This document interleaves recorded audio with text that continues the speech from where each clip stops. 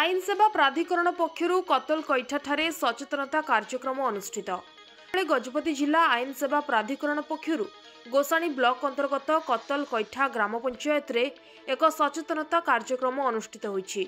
एही सचेतनता कार्यक्रम रे कतल कैठा पंचायत 150 रु ऊर्ध्व जनसाधारण उपस्थित थिबा बेले सचेतनता विषय वस्तु मध्य रे साधारण उपयोगी सेवा पई स्थायी लोक अदालत प्रतिष्ठा एवं कार्यकारिता एवं ग्रहण करा जायथिबा विवादर प्रकृति पीएलए द्वारा विचार एवं आईन सेवा प्राधिकरण आईन 1987 अध्याय VIA एवं विकल्प विवाद समाधान प्रणाली अंतर्गत योजनार लाभ एवं पोक्सो आईन पोस आईन बाल्य विवाह इत्यादि विषय रे सचेतन करा जायथिला।